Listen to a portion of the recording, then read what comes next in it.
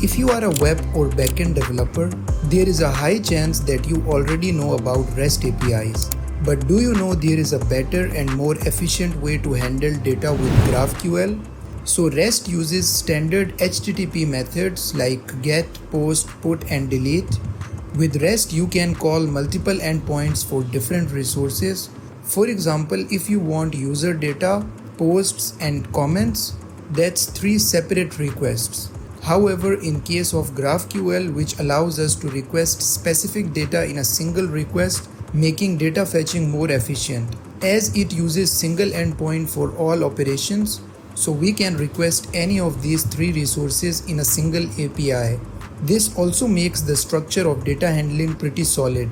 So to implement GraphQL in the server, as it is based on TypeScript, so here schema defines structure, then we define queries instead of get. Resolvers are functions that fetch and update data as according to the type of request and body. Here we use mutations, alternative to our post, put and delete methods. On the front end, you always call /GraphQL mostly. You always use post, you send query for fetching data, and mutation for creating, updating and deleting.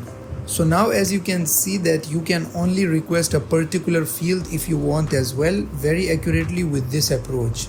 And GraphQL handles it easily without you to destructure the posts and then getting title. It automatically do the destructuring, so you just say what you need and it gets it. The goal of GraphQL is to overcome the unnecessary exchange of information between server and client that used to happen when using REST. GraphQL is developed by Facebook and later open sourced in 2015. Although this is an amazing invention by our tech genius, but it also comes with some drawbacks. First of all, it's difficult to create the schemas and manage single API resource for an entire service or application. Secondly, it's a bit complicated and difficult to manage the schema for all resources in a single endpoint. And for this reason, I guess many beginners will stick to REST APIs as it is comfortable working with and causes no headache to their brains. Until and unless our GraphQL is in great hype just like the AI and vibe coding these days.